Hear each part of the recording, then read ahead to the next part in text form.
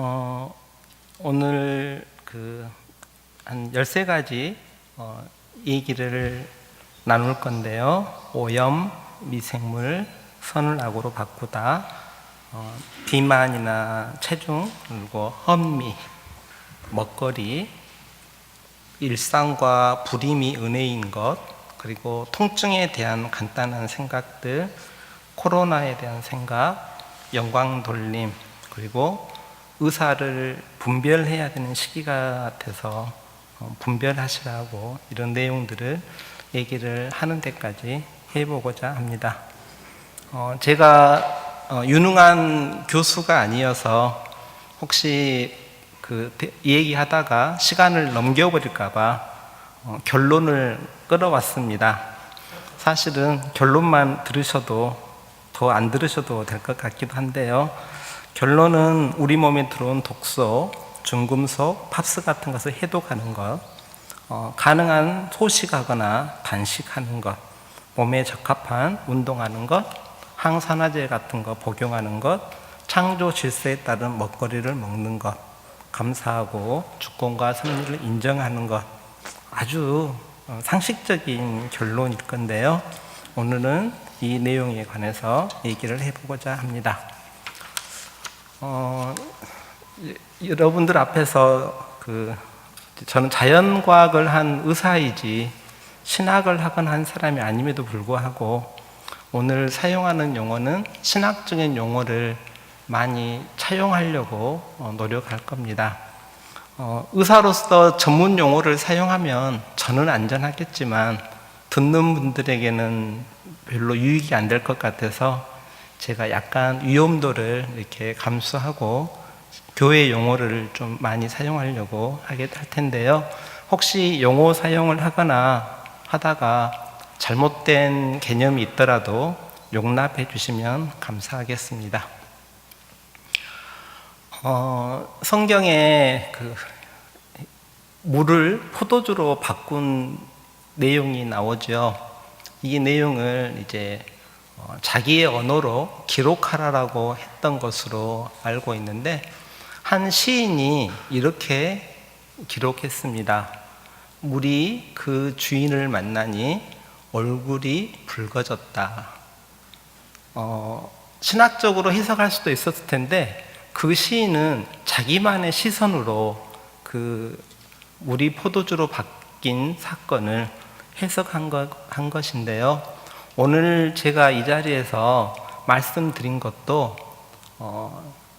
의사들의 주류학의 의사 선생님들의 생각도 아니고 일부 저같이 생각하는 의사들이 있을 수 있다. 그래서 참고하시면 될 것 같고요. 이 자리에 목사님이 올라오셔가지고 설교하실 때는 아멘으로 받으셔야 되겠지만 저 같은 사람이 올라왔을 때는 저 사람이 지금 말을 제대로 하는 거야? 이런 식으로 약간 분별력과 약간은 비판의식을 가지고 들어주신 다음에 받을 수 있는 것은 받아주시고 아니라고 생각된 것은 버려주시면 감사하겠습니다. 시작하겠습니다. 대부분의 현대인들이 침대에서 일어납니다. 매트리스 위에서 기상하는 거죠. 저는 매트리스에서 이렇게 엎드려서 자고 있는 경우가 참 많아서 매트리스에 얼굴을 묻고 매트리스에서 나온 것을 밤새도록 제가 흡입하고 혹시 침이라도 흘렸다 그러면 침과 함께 매트리스 일부 물질을 흡수하기도 합니다. 그런데 이 매트리스에는 방염제가 있고 이 방염제에는 발암 물질로 알려진 프로말데히드와 브롬이 가득 들어 있습니다. 바꿔 말하면 저희는 밤새도록 매트리스에 있는 발암 물질을 흡입했든지 피부로 문대가지고 이렇게 피부로 흡수를 했든지 아니면 침을 좀 흘려서 먹었든지 좌우간 이런 일들을 일어난 겁니다. 이제 기상하지요. 일어나가지고 욕실로 가다 보면 욕실 앞에 벤젠과 스틸렌 그리고 수많은 발암물질로 합성된 러그를 받고 화장실을 들어갑니다. 화장실에는 냄새가 날 거니까 방향제라고 만들어 놓는데 방향제 발암물질이 몇 종이나 있을까 연구해 본 적이 있었는데 30종 이상이 들어 있었습니다. 잠을 깨워야 되니까 세수해야죠. 수도꼭지를 딱 틀면 수돗물이 나오는데, 아무리 안전하다고 하지만 수돗물이 우리 가정까지 전달되는 과정에서 균이 들어가거나 하면 안 되니까 불소와 염소를 넣어가지고 안전한 수돗물을 공급하는데, 불소와 염소 모두 발암물질입니다. 입안을 상쾌하기 위해서 구강청결제를 사용하거나 치약을 사용하는데, 응급실에 근무하다 보면 아이들이 구강청결제를 삼켰다든가 혹은 치약을 먹었는데 어떻게 돼요? 라고 이렇게 전화가 오는 경우도 있고, 환자분이 응급실로 들어오는 경우도 있습니다. 그런데 응급실에서는 지침이 있는데요. 그 지침이 뭐냐면 12세 미만 아이가 구강청결제나 치약을 먹었으면 독극물에 준해서 치료하라, 이게 돼 있습니다. 독극물이라는 겁니다. 독극물을 약 조금만 해가지고 입을 헹구고 뱉어내는 거지요. 독극물이라는 말입니다. 치약에도 몇 가지 성분, 밝혀진 성분 외에는 영업비밀인데, 이것도 이로운 성분인데 비밀로 하지는 않았을 거라는 약간은 의심이 됩니다. 목회자분들 이제 교회로 가셔야죠. 그러면 말끔하게 차려진 드라이 클리닝 되는 옷을 입고 가실 건데, 드라이 클리닝에 수많은 발암물질, 노화물질, 치매 유발물질로 가득한 드라이 클리닝 옷을 입고 자가용을 딱 타시게 되면 차 안에 밤새도록 쌓여있는 환경물질과 유해물질이 가득한 것을 그대로 호흡하시면서 교회로 가시게 될 겁니다. 환기시키려고 좀 열라고 보면 밖에는 미세먼지가 가득합니다. 특히 이쪽 서울 경기도 쪽은 제가 사는 곳과 너무 달라서 차들이 너무 많다 보니까 많이 공기가 안 좋더라고요. 목회실에 이제 도착해서 에어컨을 켜시던 난방기를 켜시던 목회실 안에서 풍겨 나오는 수많은 환경 호르몬과 발암물질 속에서 기도를 하시고 아마도 말씀을 보시면서 시간이 지나면 시커먼 커피를 마실 겁니다. 커피는 하나님께서 주신 항산화 물질, 항치매 물질, 항암 물질, 항노화 물질이 가득한데요. 하지만 저희는 그 물질을 시커멓게 태워가지고 발암 물질로 바꿔가지고 마십니다. 한 잔만 마시면 좋겠는데요. 여러 잔 마시죠.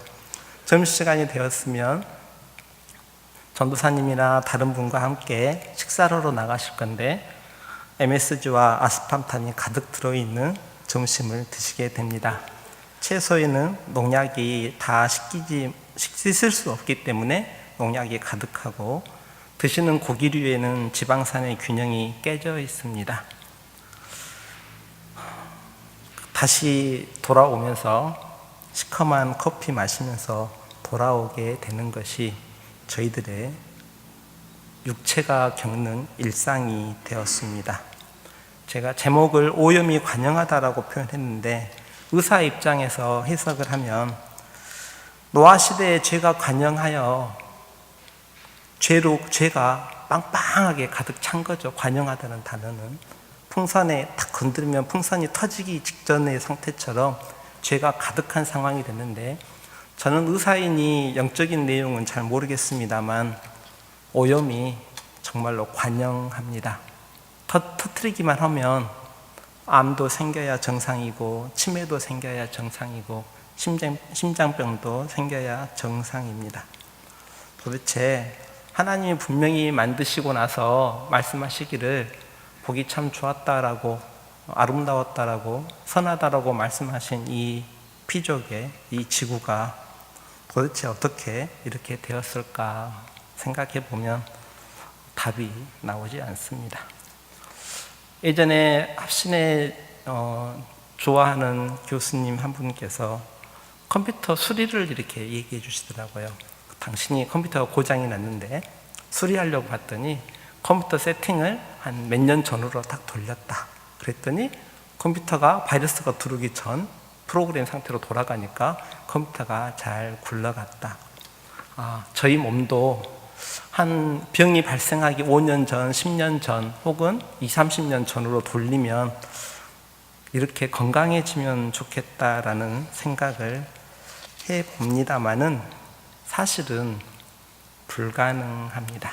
왜 불가능하는지 수온을 예로 말씀을 드려보겠습니다.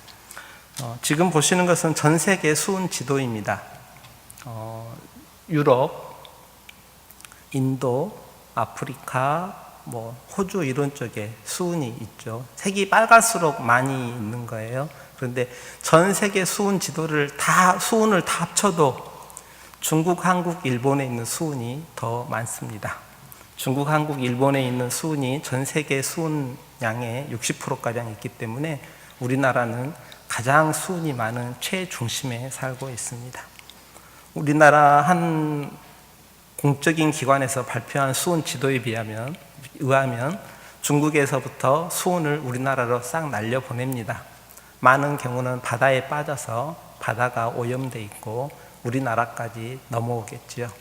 그래서 인천에서부터 아래로 내려가다 보면 군산, 목포, 순천 여수, 진주, 부산까지 수온이 가득하게 되어 있습니다.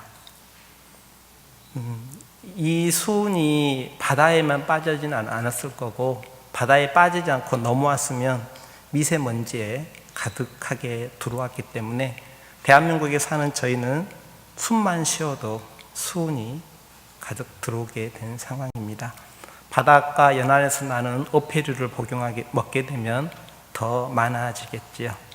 그래서 나이별로 수온의 어떤 중독의 농도를 계산해 보면 남성은 나이에 따라서 수온이 비례해서 올라갑니다.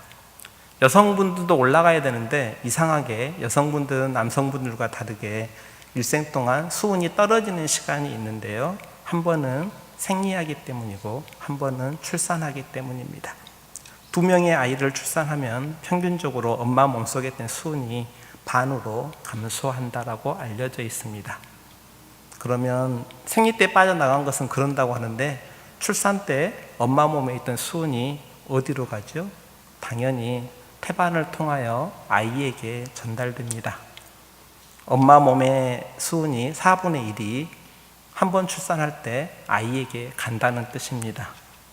엄마 몸에 있던 수온이 양이 얼마인지는 모르지만 4분의 1이 가면 체표 면적에 따라서 독성이 드러나기 때문에 태아가 죽거나 기형아가 나와야 되는데 그렇지 않는 것은 하나님께서 태반을 통해서 대다수의 수온을 걸러주셨기 때문입니다.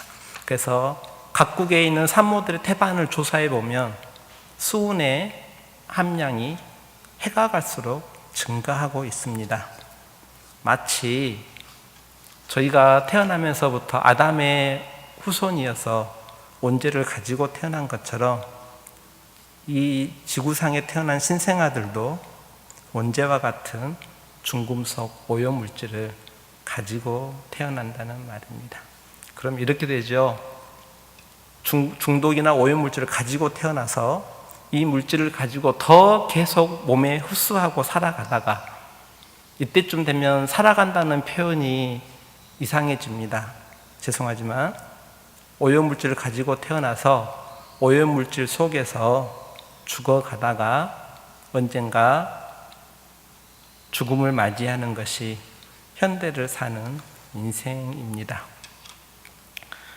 시인이 시편에 이렇게 고백했지요. 내가 모태에서부터 죄 중에 태어났나이다. 근데요, 자연과학한 저는 이렇게 고백합니다. 우리가 모태에서부터 오염 중에 태어났나이다. 우리가 모태에서부터 죽음을 향해 달려가는 존재가 되어버렸습니다. 참 안타깝게도 아담이 선악과를 따먹을 때 하나님과의 관계가 깨지고 부부간의 관계도 깨지고 사람과의 관계도 깨어졌는데 여기서 끝난 게 아니라 피조 세계도 오염이 되었습니다. 시간이 지나면서 이 오염은 죄가 세상에 관영했던 것처럼 점점 이 세상에 오염이 관영하게 되었습니다. 의사로서 여기까지 생각한 다음에 절망감에 빠졌습니다. 제가 아무리 환자를 열심히 치료해도 결국은 이 환자 오염을 다 제거하지 못할 거니까 죽을 수밖에 없겠지요. 치료할 수 있는 방법을 찾아서 수많은 시간, 죄송합니다. 이 자리에 평생을 연구하신 교수님들이 계시는데 이런 표현이 죄송합니다만은 수많은 시간 논문도 찾아보고 공부도 해보고 하다가 못 찾았습니다. 제거할 수 있는 방법보다 오염도가 너무 심해서입니다. 포기하고 그냥 대충 살다가 부르시면 가야 되나 포기하고 있을 때 우연히 뷰캐논님의 칭의교리의 진수라는 책을 접하게 되었고 맥그레스의 하나님의 칭의론이라는 책을 접하게 되었습니다. 시간이 좀 더 지나자 전가라는 책이 나왔습니다. 개혁주의 전가교리라는 책을 지평서원에서 출간해 주셨는데 저는 이 단어를 알고 나서 이 책을 읽고 나서 오히려 의사로서 희망이 좀 생겼습니다. 이 자리에 계신 분들이 목회자분들이 아니시라 그러면 의사들이시라고 하면 전 여기서 복음을 전할 겁니다. 그런데 목회자분들이니까 복음은 전하지 않겠습니다. 저는 이 전가를 어떻게 받아들였냐면 우리 몸에 들어왔던 엄마에게 태어날 때부터 들어왔던 오염물질, 유해물질, 살아가면서 들어올 수밖에 없는 물질들을 밖으로 제거하고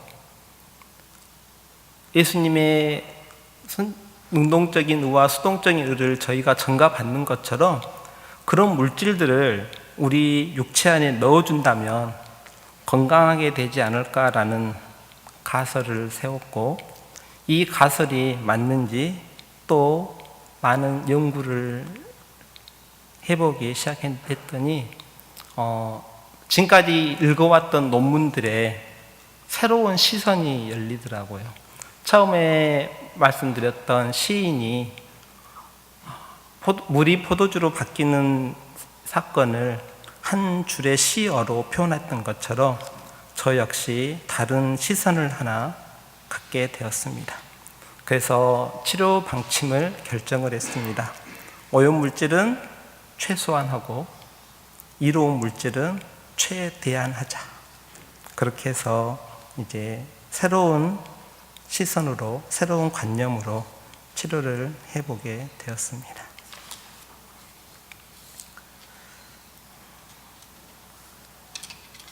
두 번째 파트는 미생물 세계 멸망입니다.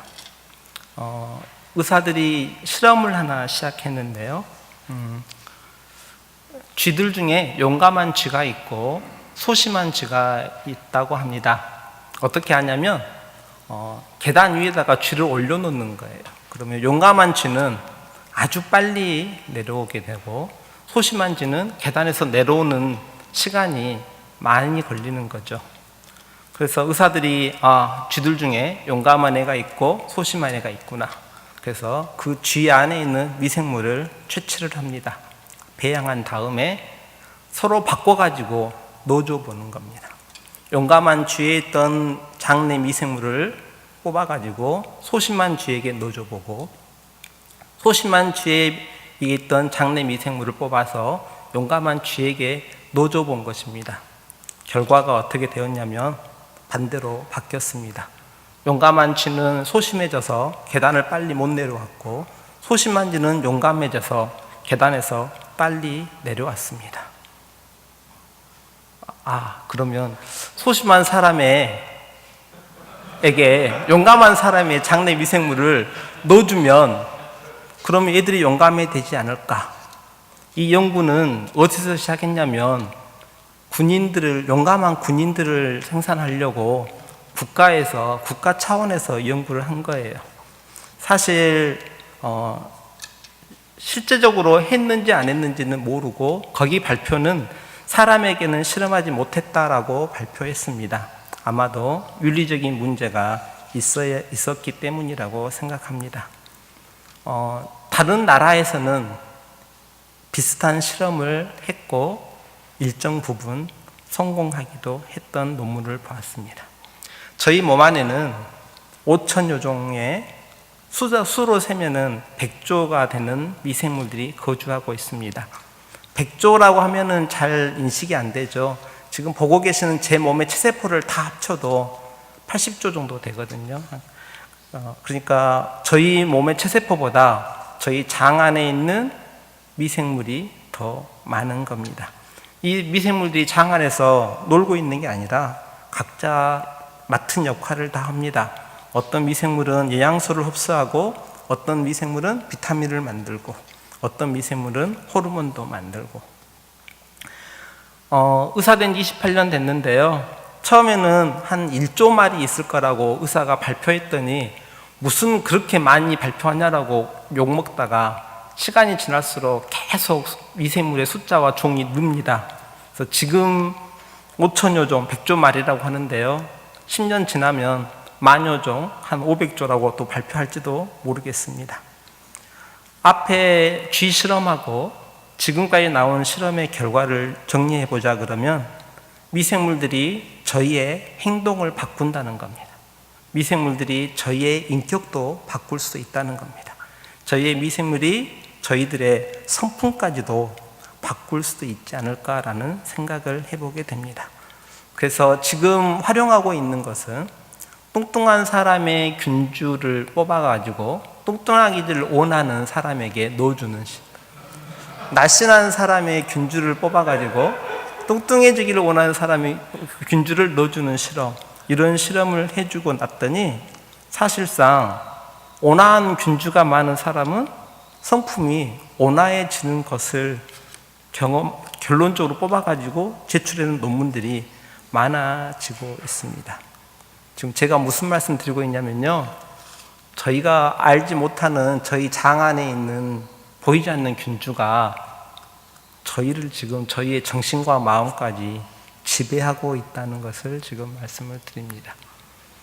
균주가 저희를 지배하면 제가 주인일까요? 아니면 장내 미생물이 주인일까요?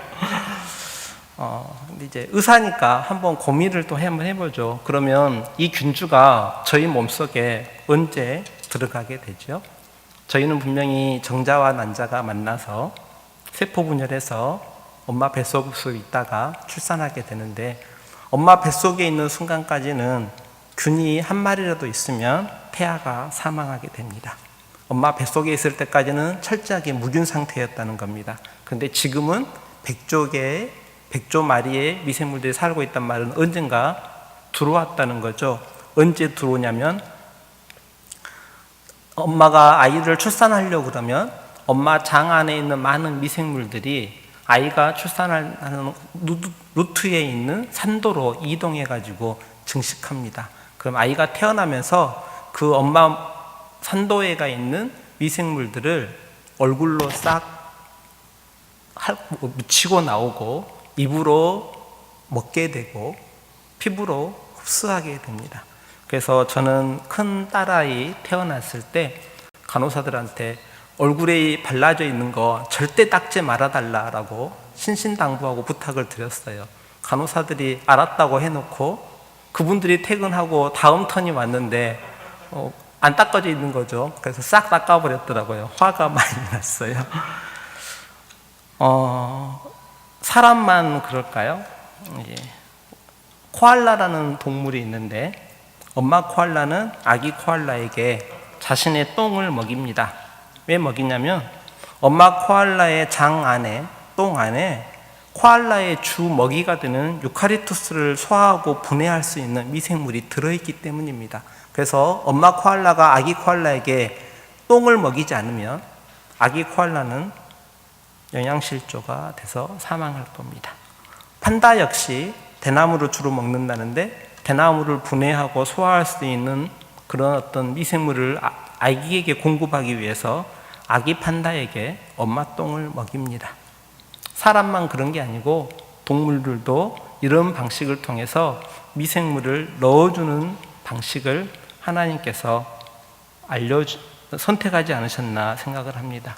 이렇게 해서 저희 장 안에 미생물들이, 좋은 유익균들이 들어와서 자리를 잡는데, 이때는 벙커를 만들어요. 제 시선에서는. 그러니까 어떤 철저한 그룹을 만들어서 기득권처럼 유지하고 있는 상태가 됩니다. 이러면서 그 외에도 이제 살아가면서 여러 가지 미생물들이 들어오게 되겠죠. 그런데 이 세계에 노아의 홍수와 같은 대격변이 일어납니다. 첫 번째는 자연분만 해야 되는데 제왕절개 수술하는 거고요. 두 번째는 출산하자마자 아이 얼굴에 발라져 있을 유익한 미생물을 엄마 아빠한테 보여주려고 소독약으로 빡빡 닦아버리는 거고요. 모유를 통해서 또 엄마의 몸에 있는 미생물들이 들어와야 되는데 모유 안 먹이고 분유를 먹이는 것입니다. 분유는 소에게는 위가 4개 있고 위에서 입으로 다시 위로 왔다 갔다 하면서 소 안에 소에게 합당한 미생물들이 들어있을 건데 저희에게 합당한 미생물인지 아닌지는 아무도 모릅니다. 그럼에도 불구하고 모유가 나오지 않아서 어쩔 수 없는 상황에서 먹이는 분유라고는 이해하겠지만 분유보다 모유가 좋을 거라고 생각이 되는데 사람들은 분유를 먹입니다. 거기다가 중간중간에 중이염 걸렸어요, 기침해요, 열나요 그러면 재빨리 소아과에 가서 항생제를 처방받습니다. 죽여버리는 거죠. 장 안에 있는 미생물들을 죽여버리는 겁니다. 장 안에 있는 미생물들을 죽이면 이제 어떤 일이 있을까요? 이 얘기를 하려고 그러면 앤드류 볼튼이라는 분의 이야기를 해야 됩니다. 앤드류 볼튼은 어려서 장액성 중이염, 귀에 물이 차는 병에 걸렸고 이를 진단한 의사는 항생제를 장기간 투여하여 중이염을 치료하려고 하였습니다.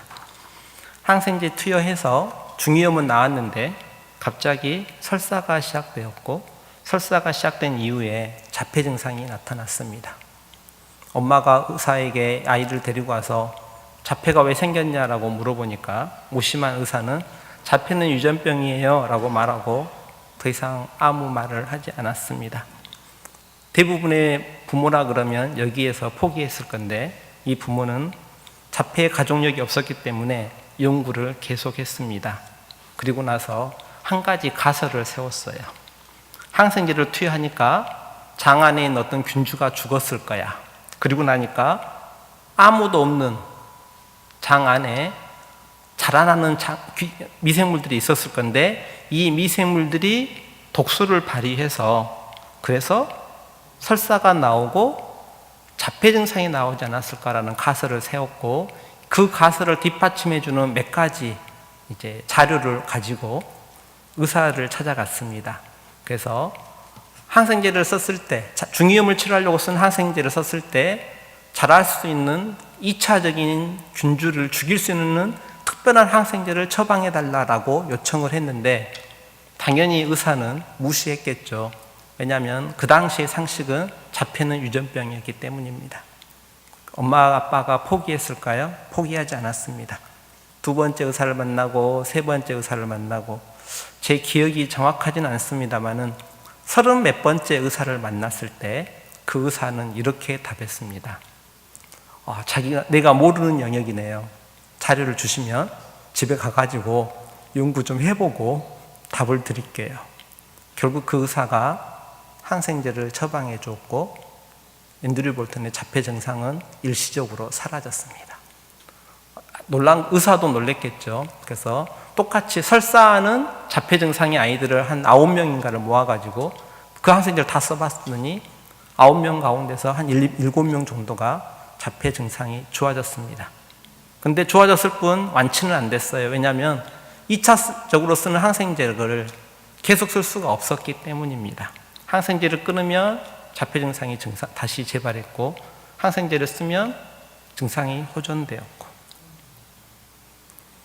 사진에 여자분이 한 분 나오죠. 앤드류 볼튼의 누나인 것 같은데 그분은 엄마 아빠의 가설을 입증하기 위해서 혹은 동생을 치료하기 위해서 누나가 미생물학 연구자가 되었고 지금도 연구하시는 것으로 알고 있습니다. 앤드류 볼튼의 이야기처럼 우리가 아직은 알지 못하는 장내 미생물을 죽이게 된다면 우리는 예상하지 못한 수많은 병에 걸릴 수 있습니다.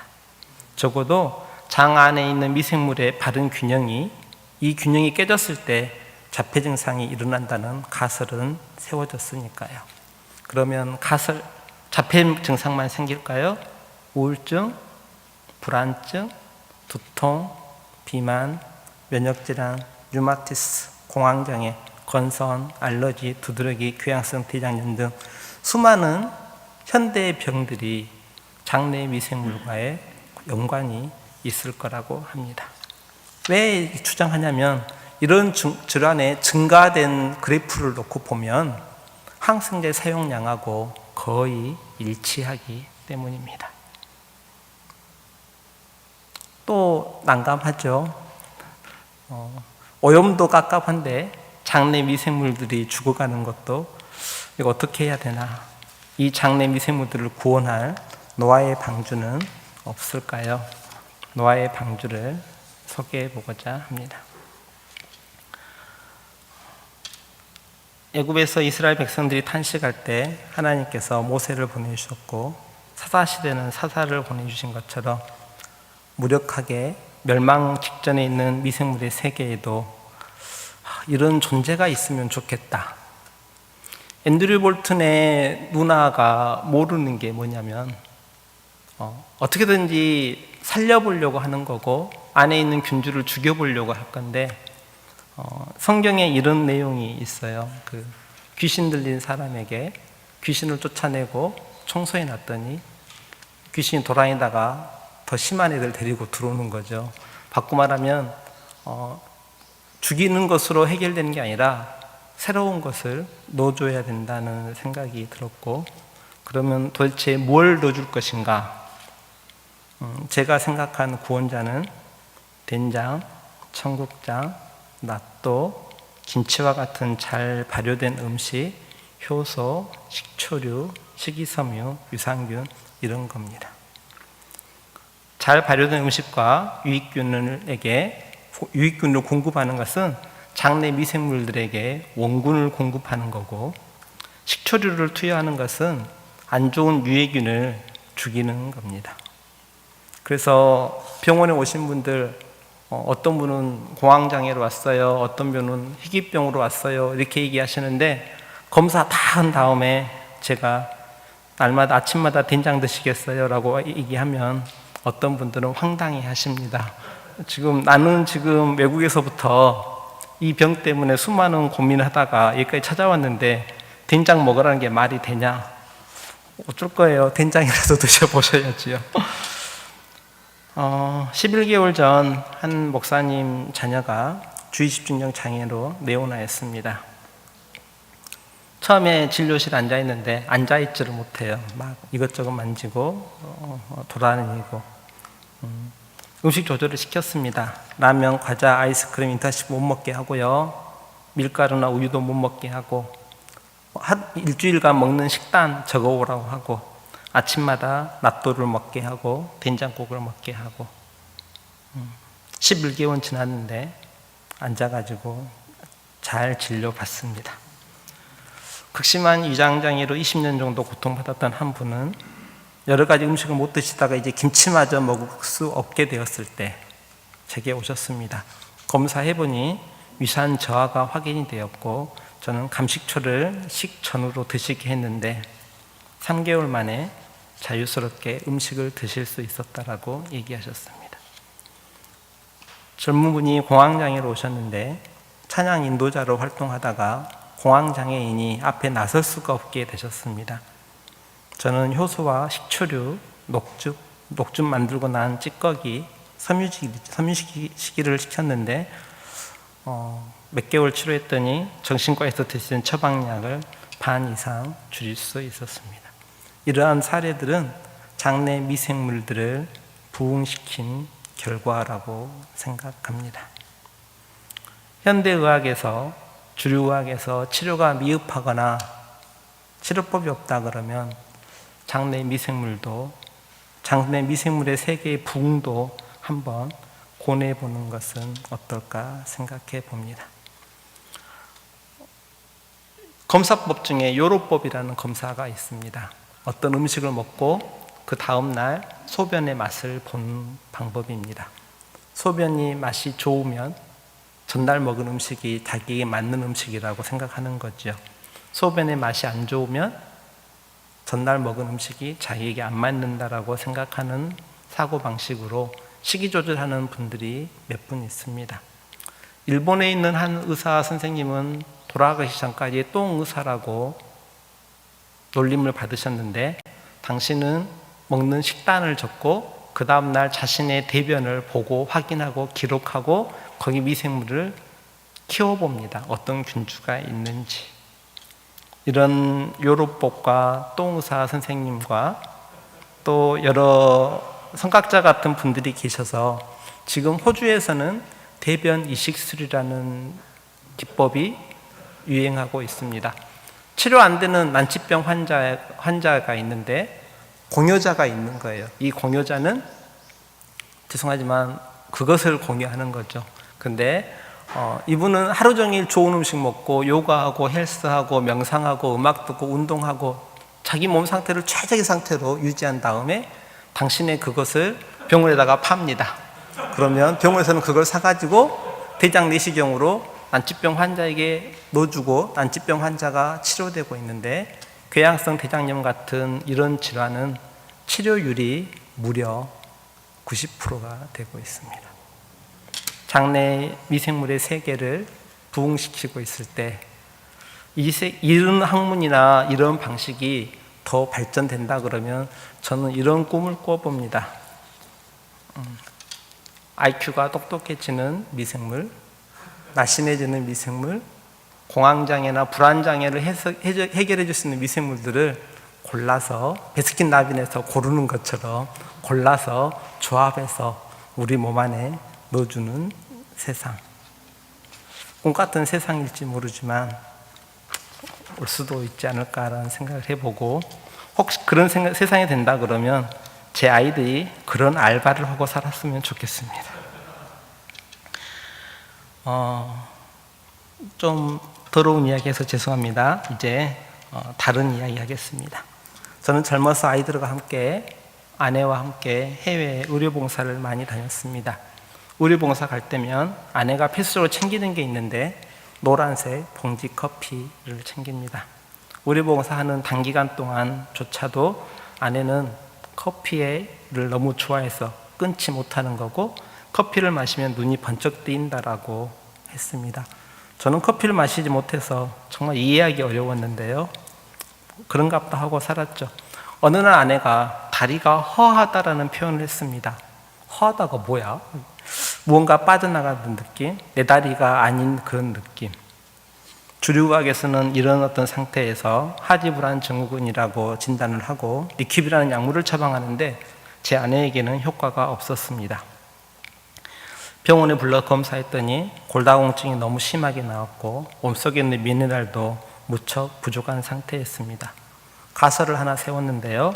아내의 과도한 커피 섭취로 카페인이 몸 안에 너무 많이 들어왔고, 이 카페인은 칼슘과 비롯한 여러 미네랄을 밖으로 배출해서 미네랄 밸런스가 깨져서 이런 증상이 발생했다는 가설을 세웠습니다. 가설을 세웠으니 커피를 끊게 해야죠. 하지만 무언가에 중독되어 있을 때 중독을 끊을 수 있는 사람은 제가 보기에는 한 명도 없습니다. 대체를 해주든지 좋은 것을 주든지 줘야 됩니다. 제 주변에 중독되어 있는 환자분들 꽤 있으신데 치료할 때 의지적으로 끊어보세요 라고 설명을 해줘도 의지로 끊는 분은 28년간 한 분도 보지 못했습니다. 대부분의 세상 사람들이 세상 것에 중독되어 살아갑니다. 물질에, 정욕에, 쾌락에, 권력욕에 중독돼서 살아가죠. 근데 이런 분들 가운데 이런 헛된 중독을 다 끊는 분들이 가끔 계시는데, 그런 분들은 어떤 분들이었냐면 영광을 본 분들이었습니다. 하나님의 영광을 딱 보고 나니까 세상적인 이것이 너무 아닌 거예요. 100년, 오래 살아봐야 100년 살고요. 정말 뛰어난 어떤 제국을 만들었다. 그래봐야 1, 2천 가지만 이 1, 2천 가는 연도를 100년 가는 인생을 영원이나 무한으로 나누게 되면 없음이 되거든요. 그래서 어떤 중독에서부터 헛된 중독에서부터 벗어날 수 있는 치료법은 본질을 알려주는 거다라고 이제 생각이 되었습니다. 본질을 알려줘야 되니 아내에게 대체품으로 홍차, 녹차 권했는데 당연히 안 됐고요. 끊으라고 해도 당연히 못 끊었고요. 어쩔 수 없이 커피를 공부하기 시작했습니다. 실력 있는 바리스타 선생님 찾아가서 커피를 배웠죠. 커피의 역사, 원두의 종류, 유통 과정, 고르는 법, 로스팅하는 법, 블렌딩하는 법, 핸드드립하는 법. 그리고 나서 휴가를 내서 전국 커피 투어를 시작했습니다. 제주도, 서울, 대구, 강릉 유명하다는 커피 고수들을 다 만나보았는데요. 그러다가 강릉에 위치한 코나커피라는 카페를 가게 되었고 심재열이라는 바리스타를 만나게 됐는데 그분은 커피를 마치 홍차나 녹차처럼 꽃차처럼 맑게 내려주셨습니다. 그분과 대화하면서 내는 결론은 커피는 분명 하나님이 주신 항산화 물질이 가득한 귀한 열매인데 인간이 로스팅할 때 너무 많이 태워가지고 산화 물질을 발암 물질로 바꾸어 버렸다는 뜻입니다. 그래서 선으로 주셨는데 악으로 바꿔놓고 누리라고 주셨는데 종속되어 버린 것이지요. 지금도 저는 아침마다 아내를 위해서 커피 한 잔을 드립하고 출근합니다. 아내는 항산화 물질이 가득한 커피, 하나님 주신 본연의 맛대로 가득한 홍차 빛깔이 나는 커피차를 마시고 있습니다. 증상은 어떻게 되었냐고요? 골다공증은 좋아졌고요. 부족했던 미네랄 채워졌고요. 다리의 불편함도 해결되었습니다. 제가 커피를 예로 들었습니다. 커피 하나뿐일까요?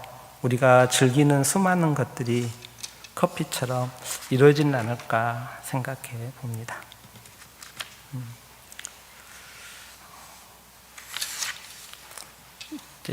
졸리실까봐 질문을 하나 드릴게요. 네 파트 사람이 있어요. 뚱뚱한 사람이 계속 뚱뚱하고 2번 뚱뚱한 사람이 날씬하고 날씬한 사람이 계속 날씬하고 날씬한 사람이 뚱뚱해지는 것. 이 중에 가장 위험한 사람은 누구일까요? 가장 건강한 사람은 누구일까요? 눈으로만 딱 번호를 선택해 주세요. 이 중에 가장 위험한 사람은 누구일 것 같다. 이 중에 가장 건강할 사람은 누구일 것 같다. 한 목사님이 실어증이라는 진단을 받고 오셨습니다. 목사님인데 실어증이면 말을 못 하시는 거잖아요. 대학병원에서는 치료법 없다 그랬고요. 저한테 오셔가지고 진찰하다가 체중 변화를 물었습니다. 나중에는 전화로는 따님과 통화가 가능하게 되었습니다. 또 다른 목사님은 치매로 내원하셨습니다. 또 저는 체중의 변화를 물었습니다. 훗날 손자의 이름을 기억해 내셨습니다. 한 목사님은 파킨슨으로 내원하셨고 나중에 떨림과 보행 장애가 해결되었습니다. 20대 젊은 여성이 이해 못하는 수많은 증상을 가지고 내원했을 때 체중을 물었더니 100kg에서 30kg를 빼가지고 70kg라고 이렇게 하시더라고요. 날씬한 몸매는 가지게 되셨는지 모르겠지만 건강상의 문제가 발생했음을 알 수 있습니다. 초창기에 제가 처음 시간에 말씀드린 것처럼 우리 몸 안에 수많은 중금속, 팝스, 오염물질, 제초제동약, 살충제 이런 세상에서 살아가는데요. 이게 우리 몸 안에 들어오면 우리 몸 안에서는 이것의 피해를 최소화하려고 가둡니다. 감옥 같은 공간에 가두는데 그 감옥은 지방입니다. 바꿔 말하면 지방 속에 이것들을 막는 거죠. 이 팝스라는 물질에 벤젠고리가 있는데 이 벤젠고리가 지방에 잘 녹아들기 때문에 지방으로 둘러싸게 돼서 일종의 감옥처럼 가두게 되는데요. 체중 감량을 급격하게 하게 되면 지방이 빠져나가고 감옥 안에 있던 이런 오염물질들이 몸 안에서 노출되게 됩니다. 그래서 급격한 체중 감량으로 인해서 이 증상들이 생깁니다. 실어증 예로 들었던 목사님도 체중이 급격히 빠지면서 실어증이 생긴 거였고, 치매도 그렇게 생긴 상황이었고, 파킨슨도 그렇게 생긴 상황이었습니다. 물론 치매가 걸리니까 음식을 잘 못 드셔서 체중이 줄어든 거 아니냐, 이것은 A가 먼저냐 B가 먼저냐는 어떤 논리로 해석을 해야 되는데, 사실은 체중 감량이 없는 분들은 거의 없습니다. 그래서 하나의 요인 중에 하나라고 이렇게 생각을 합니다. 그래서 저는 땡땡 없이 체중 감량, 다이어트 하는 것은 십자가 은혜 없이 죽음을 맞이하는 것과 같이 위험하다라고 생각을 합니다. 다시 한번 그 질문 한번 봐볼까요? 어떤 사람이 제일 위험할까요? 제가 내린 생각은요, 뚱뚱한 사람이 해독 없이 날씬해지는 것입니다. 그러면 가장 건강한 사람은 누구일까요? 그래프 하나가 있는데요, 처음에는 체질량 지수 BMI가 정상인 사람이 가장 건강할 거라고 생각을 했습니다. 그런 논문들이 대부분이었고요. 그래서 그래프에서 제일 낮은 쪽이 사망률도 낮은 거고 유병률도 낮은 겁니다. 저체중일 때도 오히려 사망률과 유병률이 높아지고요, 과체중일 때도 사망률과 유병률이 높아지는데, 이제 시간이 지나니까 다른 논문들이 나오기 시작했는데 약간 과체중으로 가야 오히려 더 건강한 것처럼 그래프가 나오기 시작했습니다. 그래서 이제 논란이 되기 시작했죠. 왜 약간 뚱뚱해야 건강하지? 저는 해석을 어떻게 하냐면, 계속 안 좋은 유해 물질이 들어올 때마다 지방에서 감싸고 가두려고 하다 보니까 어느 정도 유해 물질을 해결하기 위해서 체중이 늘면서 지방이 좀 이렇게 들어오는 것이 오히려 건강해지지 않을까 생각합니다. 그래서 아내는 저체중에서 결혼 전 저체중에서 지금은 아주 정상 체중, 저는 정상 체중에서 약간 과체중인데요, 이게 제일 건강할 거라고 자유해 봅니다. 해독 없는 다이어트는 자살과 같을 수 있습니다. 그러면 무엇으로 해독할까요? 제가 권장하는 해독은 운동, 호흡법, 해독 음식을 섭취하는 것, 섬유질, 현미껍질, 미강, 숯, 크롤레라, 실리마린, 개똥승마, 그리고 무타실이라는 변비약 등으로 해독을 하면서 치료를 받으시라고 권하고, 미강이라는 물질을 무척 좋아하는데, 미강은 현미를 깎아서 백미를 만들 때 그 나오는 부속물, 현미 껍질을 미강이라고 하는데요, 미강을 드시면서 다이어트를 하시고, 체중 감량하실 때도 현미를 드시든지 미강을 드시든지 이랬으면 좋겠습니다. 비만이 아니시라면 체중을 유지할 것을 권하고, 비만이시라면 해독과 함께 건강한 다이어트를 하시라고 권하고 있습니다. 먹는 거 얘기가 나왔으니까 현미 이야기를 하겠습니다. 한국 교회는 전통적으로 좋은 관습들이 많이 있는데요, 그것은 먹는 쌀을 아껴서 교회에다가 드리는 겁니다. 그래서 쌀의 일부를 교회에다가 드리는 걸 헌미인데, 저는 헌미하면 장수한다고 생각합니다. 먹을 게 많은데 일부러 돈을 쌀로 바꿔가지고 헌미한다는 개념이 아니라, 딱 먹을 게 그거밖에 없는데 헌미한다는 말은 그 시간 자기가 먹을, 성도가 먹을 밥의 양이 줄어든다는 뜻이 됩니다. 그래서 헌미하게 되면 어떤 경우는 소식해야 되고 어떤 경우에는 금식해야 됩니다. 의학적으로 해석을 하면 성장하는 과정, 그러니까 20살 전후까지는 분명히 성장해야 됩니다. 그래서 음식이나 영양소를 적당하게 섭취해야죠. 하지만 성장기가 지나서 중년이나 노년에 접어들었을 때 많은 음식의 섭취는 이에 따른 노폐물이 증가하기 때문에 노화가 진행할 수밖에 없습니다. 그래서 소식하거나 금식하게 되면 몸에 노폐물이 쌓일 기회가 줄어들고 공복 상태에서는 노폐물을 제거하는 사이클이 몸 안에서 작동하기 때문에 노화가 멈추는 것을 넘어서 손상된 체내가 복구됩니다. 그래서 어떤 의미로는 노화는 체내 노폐물에 의해서 복구할 수 없는 손상이 누적되는 겁니다. 이 노화 사이클을 멈춰서 건강하게 장수하려 그러면 금식하고 소식해야 됩니다. 그래서 교회에서 어려울 때마다 금식하는 거, 저는 영적인 의미로, 교회적인 의미로 금식하겠지만 저는 금식하자고 하면은 무조건 찬성입니다. 그 시간에 더 몸 상태가 좋아지실 겁니다. 어려서 삼국지 읽기를 좋아했습니다. 그 중에 제갈공명의 이른 죽음이 좀 아쉬웠습니다. 그 소설책에 따르면 제갈공명은 그 시대의 인물 가운데서는 장수하고 있었습니다. 근데 제갈공명의 장수의 비결이 뭐였냐면 소식이었죠. 거의 먹지 않고 일을 해 나가는 것. 이를 간파한 제갈공명의 대적자인 사마중달은 소식하면서 직접 모든 일을 감당하고 있는 제갈공명에게 계속 여기저기에서 일 처리해야 되는 일들을 만들어서 보냅니다. 바꿔 말하면 스트레스를 계속 주는 거죠. 그래서 결국 제갈공명은 그의 계획대로 사망했습니다. 의사 입장에서 삼국지 이 내용을 해석하면 제갈공명은 소식함으로써 장수하고 있었는데 스트레스를 막 주는 거예요. 그리고 잠도 못 자게 밤에 막 공격하는 거예요.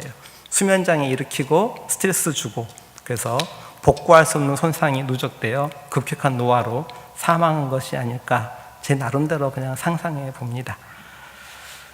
중년이 되기 전까지만 해도 저희 몸은 성장과 증식이 필요한 상황이기 때문에 많은 양의 에너지가 필요하고 탄수화물도 필요하다고 생각되는데요. 중년이 넘어가면 저는 탄수화물 양이 많이 필요하지 않다라고 생각합니다. 그래서 50세 되기 전까지 결혼하고 20몇 년간 아침에 자고 일어나면 항상 아내는 밥과 국, 전통적인 식단을 차려줬는데 50세가 되었을 때 아내에게 이렇게 말했습니다. 이제 더 이상 탄수화물이 필요 없을 것 같아. 아침에 밥 차려주지 마라고 부탁을 드렸습니다. 그래서 조금 있다가 대신 아내가 차려준 음식들이 나옵니다. 노화를 어떻게든지 막아보려 그러면 소식, 금식, 단식 더하기 쓰레기와 같은 음식을 피하는 것, 노폐물을 제거할 수 있는 음식을 섭취하는 것, 건강한 수면을 취하는 것, 이게 장수하는 등식이 되고요. 현미하시기를 권합니다. 장수할 가능성이 높아집니다. 녹차나 뱅쇼도 드시면 좋을 거라고 생각하고 있습니다. 그러면 저 같은 기능학 의사는 뭘 먹을까요? 사실 수많은 환자 치료하다 보면 먹거리가 얼마나 중요하는지, 어떤 음식을 어떻게 먹고 어떤 음식을 피해야 되는지, 언제 먹어야 되는지 그런 것에 대한 고민도 하게 되고 조언도 하게 됩니다. 제가 접했던 수많은 책과 논문들을 보고 내린 결론은 소식이 분명히 장수의 요인이라는 생각이 들었고, 제가 택한 식사법은 12 더하기 12 빼기 2입니다. 12는 뭐냐면 먹는 시간이에요. 12시간 안에 먹으라는 거예요. 그리고 12는 12시간 동안 먹었으면 12시 동안 굶으라는 겁니다. 전 저녁 6시경에 식사를 합니다. 그리고 나서 아침에 일어나서 6시나 7시에 또 식사를 해요. 밥 2번 먹는 거잖아요. 그런데 저녁 식사하고 아침까지 먹지 않으면 12시간 동안 안 먹는 게 됩니다. 그래서 음식 드실 때 소식하고 금식하고 단식하세요라고 하면 다 힘들어, 좀 무서워 하시는 분들이 있는데 아닙니다. 12시간 동안 잘 드시면 되고요. 나머지 12시간 동안 안 드시면 됩니다. 12시간 공복을 유지하는 것, 두 번째는 중간에 이제 배고프거나 그러면 차나 비타민C 녹인 물을 수시로 섭취하는 것, 그리고 좋은 음식, 12시간 동안 먹을 때는 좋은 음식을 드시는 것을 권유하고 있습니다. 그리고 가끔 일주일에 2번 수요일 아침과 예비일 아침을 안 먹습니다. 그러면 저녁 먹고 화요일 날 저녁에 식사하고 수요일 날 아침을 안 먹고 점심을 먹게 되니까 장을 비우는 시간이 훨씬 더 길어지겠지요. 그래서 이렇게 하게 되면 훨씬 더 좋은 거예요. 12 더하기 12 빼기 2는 뭐냐면 일주일에 이틀을 식사하지 않는 겁니다. 그리고 좋은 음식을 먹는 거다라고 생각하고 있습니다. 제 식사법을 말씀해 드린 이유는 뭐냐면 좋아하는 단어 중에 체율하다는 단어인데 의사들이 이렇게 하세요라고 해놓고 정작 자기는 안 하는 분들이 꽤 많습니다. 그래서 제가 지금 오늘 이 시간에 강의하는 것은 제가 직접 해보고 있는 거이기 때문에 그런갑다라고 생각하시면 됩니다. 은혜를 좀 얘기해야 되는데요. 아침에 자고 일어났는데 통증 없이 일어났다. 당연시 생각하실 건데 저는 이게 은혜라고 생각합니다. 의사들이, 과학자들이 밝혀낸 우리 몸의 혈관의 길이는 어떻게 계산했는지는 모르겠습니다만은 지구를 2바퀴 반을 돈다라고 알려져 있습니다. 제가 오늘 한 1시간 반에 걸쳐서 운전해서, 이렇게 아내가 운전해서 왔는데 중간에 막힌 곳도 있었고 사고 난 차량도 있었습니다. 근데 그 거리가 길어봐야 몇십 킬로 안 됐을 거 아니에요. 근데 지구를 2바퀴 반 돌 동안 한 군데도 안 막히고 한 군데도 사고가 없었다. 그런데 이 일이 50몇 년간 날마다 있었다. 제 안에 있는 심장은 50몇 년간 밤에도 못 쉬고 뛰고 있는데 이런 모터가 있을 수 있나요? 그래서 아침에 심장의 통증 없이 호흡이 되고 기상이 가능했다 그러면 이 긴 혈관이 막히지 않고 심장은 밤새도록 자기 역할을 잘 감당했다는 뜻이 되기 때문에 이 평범한 일상 역시 기적이라고 말할 수 있지 않을까 생각합니다. 그래서 아침에 일어나면 기도를 그렇게 하죠. 하나님 깨워주셔서 감사합니다. 하루의 생명을 주셔서 감사합니다. 근데 저녁에는 이렇게 기도합니다. 또 10계명, 1계명부터 10계명까지 하나도 어김없이 똑같이 다 어겼는데 왜 또 하루 허락하시는지 모르겠다라고 얘기를 하고 있습니다. 혈관이 막히면 주류학에서 스텐트도 시술하고 혈관 막히는 것도 막 뚫고 막 이렇게 얘기하죠. 기능학 하는 의사 선생님들은 킬레이션 같은 치료와 혈관에 쌓인 노폐물을 제거해 주는 것으로 알려진 셀레늄, 오메가3, 코큐텐 이런 물질들을 추천합니다. 셀레늄은 브로콜리에 많이 들었고 오메가3는 들기름 같은 음식에 많이 들었기 때문에 브로콜리와 들기름 등을 더 장기적으로 복용해 주신다 그러면 은혜가 된 통증 없는 하루 아침이 더 오래 가지 않을까 생각해 봅니다. 불임도 은혜입니다. 합신한 교수님의 어떤 강의 듣고 생각이 났었는데 노아는 불임이었죠. 500세에 가까울 때까지 아이를 갖지 못했습니다. 노아의 아버지 라멕은 200세 되기 전에 노아를 낳았고 노아의 할아버지 무드셀라도 200세가 되기 전에 라멕을 낳았으니 환경이 다르고 시대가 다르고 삶이 다를지라고 할지라도 200세에 출산한 시대에 500세까지 자녀가 없었으니까 분명한 불임이었습니다. 이 불임이 왜 왔을까?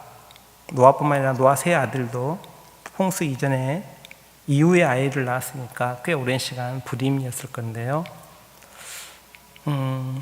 노아가 불임이 아니었고 노아의 자녀들도 불임이 아니었다 그러면 방주 만들 인력은 더 많았을 수도 있는데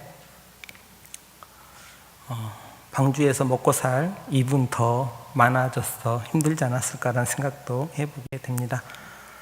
룻기에 나온 룻도 전 남편에게서는 자녀가 없어서 일종의 난임이나 불임인지 모르겠습니다.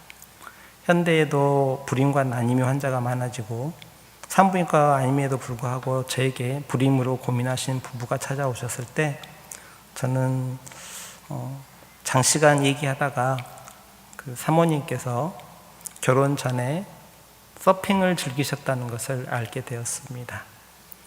프로셨어요? 아마추어였어요? 라고 물었더니 준프로라고 답을 하시더라고요. 준프로는, 아마추어는 보드에다가 미끄러지 말라고 왁스를 바르고 프로는 발바닥에 바른다고 합니다. 그럼 덜 미끄러지겠죠.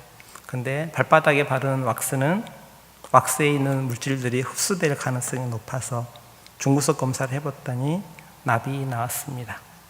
당연히 치료는 납 중독을 치료했고, 시간이 지나서 임신된 초음파 사진과 함께 나중에는 아이 사진까지 이렇게 받게 되었습니다.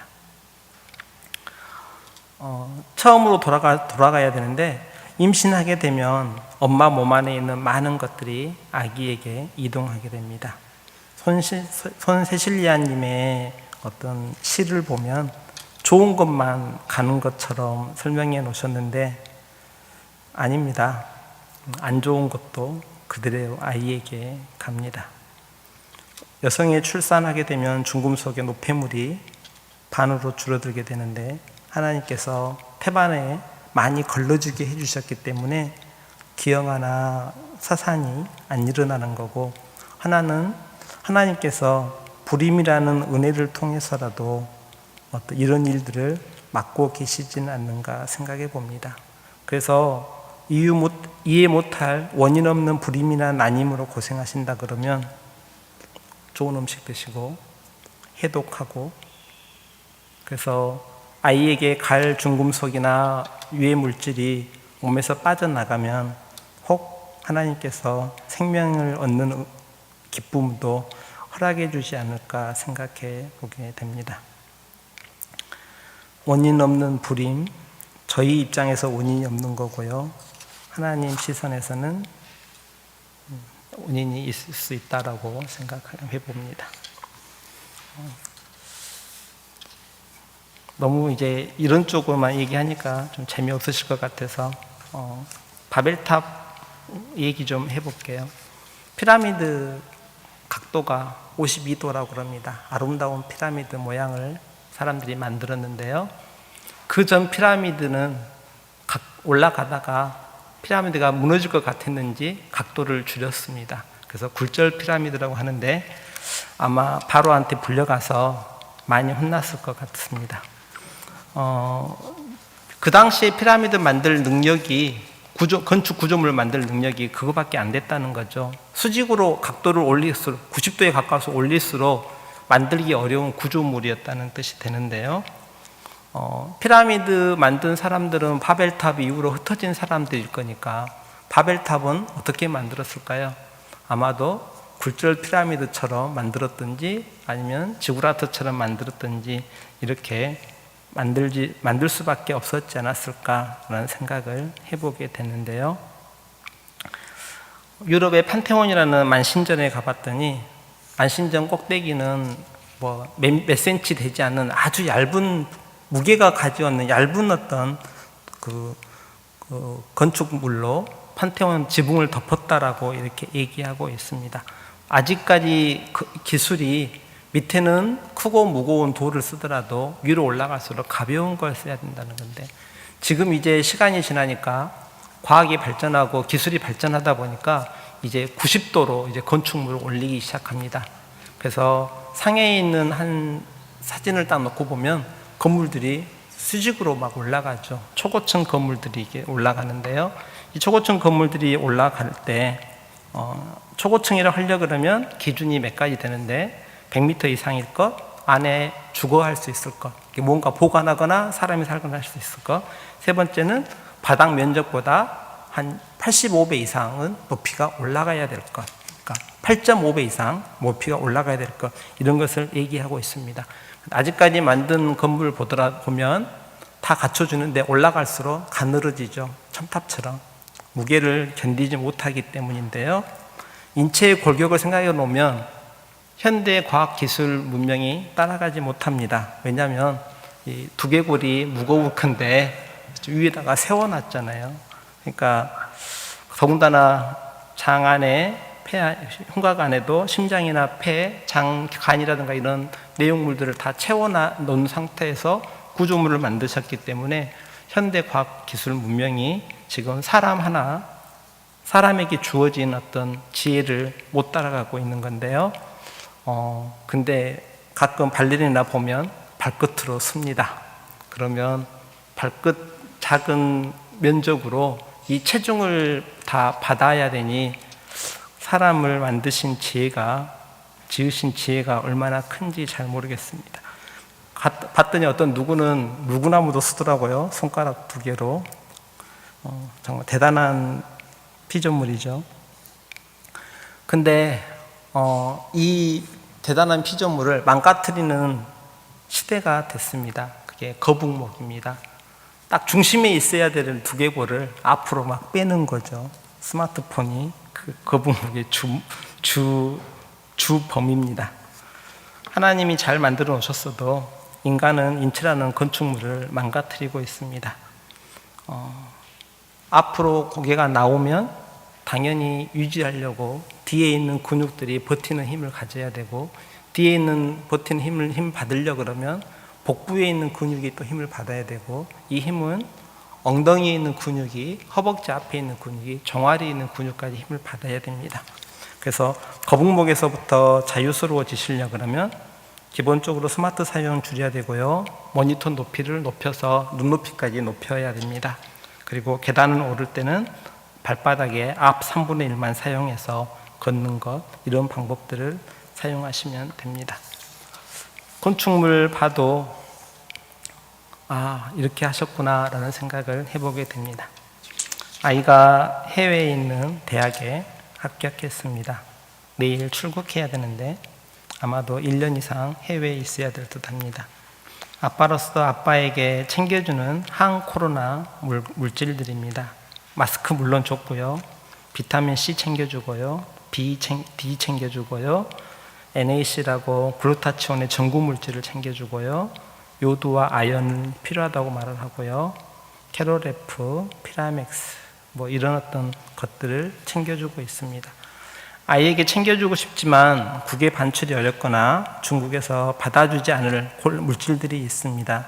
사이모신 알파, 태반 주사, 치옥트산 주사 등이 있는데, 이런 주사들은 국내에 있으면 사용할 수 있는데 해외를 나가야 되니 딸아이 보내고 한동안 또 우울증에 빠지지 않을까 생각해 봅니다. 코로나 사망률이 국내의 경우 5%가 되지 않고 확진되지 않는 환자분들까지 생각한다 그러면 사망률은 2, 3%밖에 안 될 거라고 생각합니다. 그러면 누군가는 2, 3% 안에 들어가서 코로나에 걸리면 사망하고, 누군가는 97, 8%에 들어가서 사망하지 않고 치료가 된다는 뜻입니다. 후자가 되려면 면역 상태가 좋아야 되는데, 바이러스 질환의 비타민 C와 비타민 D가, 바이러스 질환의 상극이라는 것은 수많은 논문과 페이퍼가 있기 때문에 이러한 물질들을 준비해서 아이 여행 가방에 챙겨준 것입니다. 코로나가 오래 갈 것 같은 불길한 예측이 맞아떨어지고 있어서 여러분도 비타민 C, 비타민 D를 잘 챙겨 드시고, 식사 후에 비타민 D 합성을 위해서 합신의 산책 코스 아까 걸어봤더니 너무 아름답더라고요. 식사 후에 걸으시면서 산책도 하시고, 너무 학자적인 소양도 좋지만 시인과 같은 그것도 있지 않을까 생각해 봅니다. 사족을 달자면 세월호는 구원파를 드러냈고요. 코로나는 신천지를 드러냈고, 또 에베를 사랑하는 사람들도 드러나게 했다라고 생각합니다. 기능학하는 의사로서 바람은 이 코로나 치료에도 주류학보다는 비타민을 사용한 기능학이 더 치료가 잘 된다, 진리에 가까움이 드러났으면 좋겠습니다. 저는 기능학한 의사이지만 기능학이 진리라고는 생각하지 않습니다. 죄송합니다만은 개혁신학이 진리라고도 생각하지 않습니다.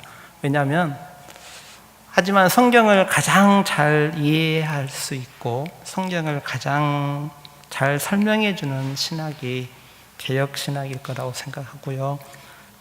기능의학도 진리는 아니고 만능은 아니겠지만 그래도 현대에 있던 병들을 잘 설명해주는 그런 학문은 아닐까라고 생각해 봅니다. 그래서 코로나에도 비타민 C, 비타민 D 이런 물질들을 사용하면 좋겠습니다. 장시간 얘기했는데요. 이제 마지막입니다. 5분 남았습니다.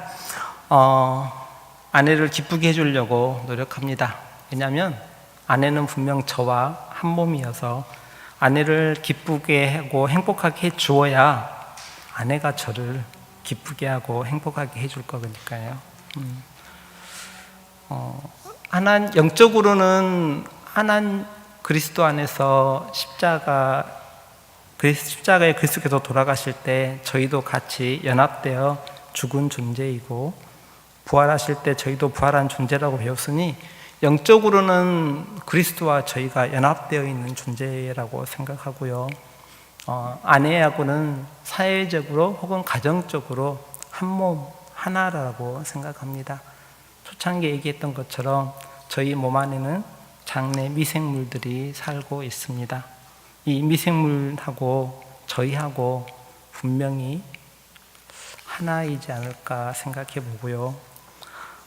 장내 미생물을 그래서 미생물들이 기쁘고 행복하게 해줬으면 좋겠습니다.